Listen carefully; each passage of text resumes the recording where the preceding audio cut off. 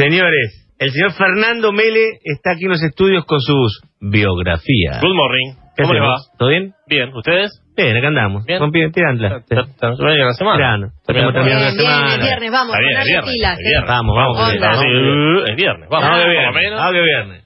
Vamos a hablar hoy de Vincent Van Gogh. Mirá, recientemente Tomá. se hizo una película. Se hizo una película este año y creo que el año pasado también se hizo una película, que era medio pintada a su estilo, Sí. impresionista, Sí, que estaba señor. medio mezclada. No las vi, ninguna de las dos. Yo vi la Pero última. debo. ¿La última?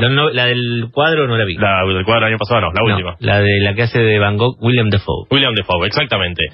Vincent Van Gogh nació el 30 de marzo de 1853 en Zandert, en los Países Bajos, en Holanda, más precisamente.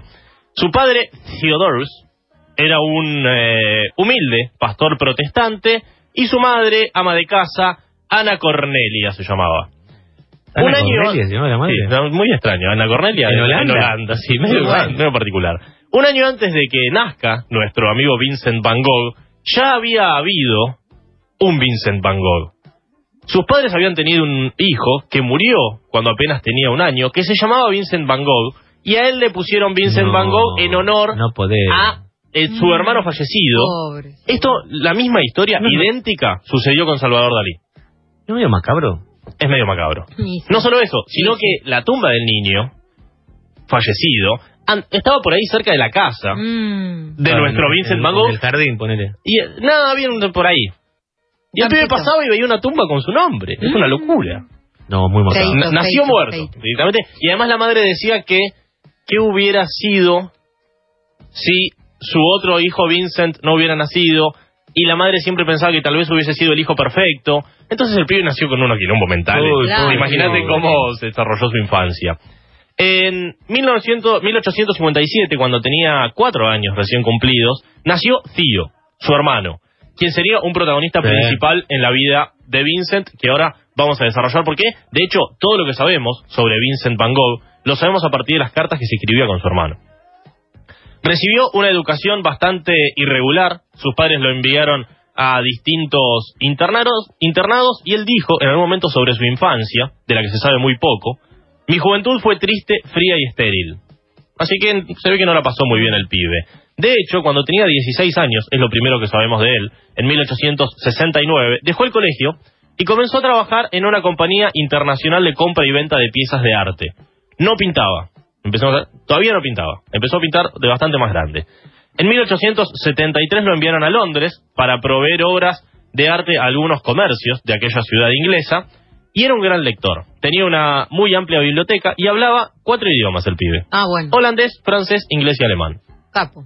Así que, más allá de la poca educación que tuvo, sí era un curioso y un autodidacta, sobre todo en la literatura. En Londres conoció a Eugene, que era la hija de la dueña de la pensión donde él se estaba alojando. Se enamoró profundamente y le pidió matrimonio. Eugene le dijo: discúlpame, pero no, estoy comprometida en secreto con otro hombre. Esto Todo mal. hizo que cayera en una fuerte depresión. Tiró todos los libros que tenía. Le encantaba la lectura, tiró todos los libros. Se quedó con uno. ¿Qué culpa tenían los libros? Sí. ¿Con qué libro se quedó? Con la Biblia. Con la Biblia. Exactamente. El tipo se quedó con la Biblia y empezó a perder interés por su trabajo. Incluso le decía a sus clientes: no gasten guita en arte porque no vale la pena. Es plata tirada. Obviamente lo rajaron del laburo a los 3 meses. Absolutamente. Estaba cruzado con el arte. Estaba cruzado con el arte, absolutamente. Cuando lo expulsan de ese trabajo que tenía en Londres, su familia le dice: che, ¿por qué no te abrís una galería de arte? Y él dice: no, el comercio de arte es una farsa. Caramba. Totalmente cruzado con el arte. Y es así que empieza a dedicarse mucho a la religión. Dijimos que se quedó con la Biblia, empieza a leer mucho la Biblia. Se fue primero a París, luego a Inglaterra, trabajó como profesor, trabajó como empleado en una librería, trabajó con un predicador protestante. Todo esto muy joven igual, ¿no? Muy joven, tenía 19, 20 y pico de años. Decidió abocarse de lleno a la religión y se va a Ámsterdam para estudiar teología. Lo envían del colegio de teología donde él estudiaba, lo envían a un pueblo de mineros a predicar, y dicen que allí en el pueblo de mineros entregó absolutamente todo lo que tenía. Se entregó a los mineros. Vivía en peores condiciones que los propios mineros, por la devoción que él tenía en esta locura religiosa que le agarró. Decíamos, vivía de una manera muy pobre, no tenía laburo, lo poco que tenía se lo daba a los mineros, apenas hacía alguna changuita, y fundamentalmente lo mantenía su hermano Teo, que sí se dedicaba al arte, y que le iba ciertamente bastante bien. Que era el que se suponía que iba a ser el famoso. Claro, que era el que tenía... además, le iba bien, podía mantenerse él, mantenía a su hermano, vivía en París, vivía con todos los lujos. En 1881, a los 27 años, dice, esto de la religión no es para mí. Ya, se cansó de vivir. Sí, no le gustó mucho este tipo de vida. Vuelvo al arte. Se fue a vivir a Bruselas, a Bélgica, y estudió pintura en la escuela de arte recién a los 27 años. Durante ese periodo viajó muchísimo, comenzó a hacer varios estudios en referencia al arte. Al principio tenía algunos modelos a quienes pintaba, pero después no tenía un mango. Entonces empezó a pintar paisajes, que eran gratis, y autorretratos, se compró un espejo y empezó a autorretratos. Pero ya con el estilo... Todavía no impresionista. ¿Impresionista? No, primero empezó a pintar... Clásico, más clásico. Sí, clásico, bastante oscuro. La paleta que vemos hoy de Van Gogh es de colores muy vivos. En ese momento pintaba muy oscuro. Decíamos, se fue a ir a París en 1886, donde vivía su hermano Teo, por dos motivos. Primero, no tenía un mango. Y el hermano Teo tenía un buen pasar económico y dijo, vení que yo te mantengo. Pero además, Está vinculado con el arte. Sí, y también tenía un bastante desequilibrio psicológico, como veníamos diciendo, tenía depresiones severas, y con su hermano Teo se sentía muy contenido. Bien. Se va a París, y París en aquel entonces era la capital artística sin duda del momento, y el impresionismo, como mencionábamos, el movimiento que estaba imponiéndose, y en el cual él empieza a introducirse y lo atrae muchísimo. Allí conoce a otro gran protagonista de su vida, Paul Gauguin, entre otros tantos artistas que conoce, de quien se hace bastante amigo. París lo estresaba mucho, no le gustaba mucho vivir en París. No le gustaba, nada le venía bien. Nada le venía bien. Nada le venía bien. Por lo tanto dice, me voy a vivir al campo. Otra. Teo le compra una casita ahí en las afueras. Teo era un boludo. Teo le bancaba todo. Pobre Teo. Viene al sur de Francia, en Arles. Un lugar hermoso. Un lugar hermoso, unos campos enormes, y es así que se dedica a pintar, se dedica a disfrutar de la tranquilidad del campo. No laburaba, nunca laburaba. Otra vez empieza en una fuerte depresión, por lo que su hermano Teo se contacta con Gauguin y le dice, Paul, anda a acompañarlo al pobre Vincent, que está allí solo en Arles, en una casita en el medio del campo. Perdóname, hizo un retrato de Gauguin. Hizo un retrato, sí, hay un retrato de Gauguin. Estuvieron 2 meses conviviendo. Lo fue a visitar, vení, quédate conmigo, 2 meses conviviendo, 2 artistas. Van Gogh lo admiraba mucho, a Gauguin. Intercambiaban, mirá, yo hice este boceto, yo hice esto por acá. Hay muchos cuadros de ellos que son parecidos. Ayer veía un cuadro de una silla que son cada uno con su estilo, pero idénticos. Es el mismo boceto. Y por ahí estaban con el mismo, estaban sentados en el mismo lugar. Estaban sentados en el mismo lugar, pintan lo mismo, absolutamente. De hecho, hay un cuadro muy conocido que tiene una cama, que esa es la habitación donde ellos vivían en Arles. Intercambiaron conocimiento, idea, qué sé yo, pero Van Gogh estaba totalmente loco, no nos olvidemos. Y era muy difícil la convivencia con él. Tuvieron una fuerte discusión. Vincent amenazó a Gauguin con una navaja, y en un episodio del que se sabe muy poco y muy confuso se cortó una oreja. Pará, hasta ahí llegamos, pará. Porque el corte de la oreja de Van Gogh... ¿Es posta eso? Por supuesto. Se cortó una oreja. Sí, y después hizo una banda, pero bueno... La banda es horrible, además. Corta así. Además, una cosa, vamos a hacer la tanda. Llegamos hasta que hay un incidente donde... No, por favor. Se quedó sin oreja Van Gogh.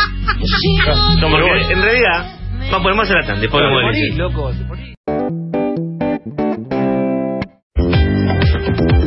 Bueno, Fernando Mel está hablando de Van Gogh y justo llegó el episodio del corte de la oreja. No, Juan, no, ese no, por favor. Escúchame, porque vos decís que fue el incidente... hay muchas teorías. Porque claro... Hay muchas teorías. Eso te iba a decir. Estaban en Arles, en una llamada La Casa Amarilla, así le decían, justamente porque era amarilla. Estaba con Gauguin, discute fuertemente con Gauguin. Gauguin dice, yo te dejo solo y me voy a... Así vos te vas, la oreja. Y tendrá que ver la oreja, ¿no? Pero bueno. Le hubiese cortado al otro, por lo menos. Lo que sí sé es que fue con una navaja a afeitar, ¿no? Fue con una navaja a afeitar, sí. Las que se abren al medio. Oye, ¿me escuchaba más después sin la oreja? No, porque después hay otra versión de que el tipo se la cortó porque escuchaba voces internas. Sí, una que escuchaba voces internas y está totalmente loco. Y otra versión también dice que su hermano Teo, su gran hermano y confidente, se iba a casar y él se puso muy celoso y quiso llamar la atención, entonces se cortó la De oreja. hecho, en la otra película que hicieron de Van Gogh, que lo hizo Kirk Douglas, hace, no sé, 1000 años, creo que se llamaba Set de Vivir la película, ahí hacen esa versión, la de que escucha atormentado, porque escuchaba voces internas, se corta. Decíamos, ahí no te puedes tirar más a la pileta si te cortas la oreja. No, después anduvo siempre con un, ¿no? Otitis. Después sí, se puso un vendaje. Que en los cuadros aparece el vendaje en la oreja derecha, pero en realidad él se cortó la izquierda, Claro, porque se se la pintaba cortó. al espejo. Claro. Lo que sí, Pobre Teo. decíamos, no sabemos la historia con tan cierta, porque él no era un tipo conocido, ni mucho menos, en su momento. Era un ilustre desconocido y sabemos su historia a partir de las cartas que se escribió con su hermano. Cuando se corta la oreja, la envuelve en un trapo y se la regala a Rachel, que era una prostituta de un burdel, de cosas y dice, toma, esto es para vos, te regalo una oreja.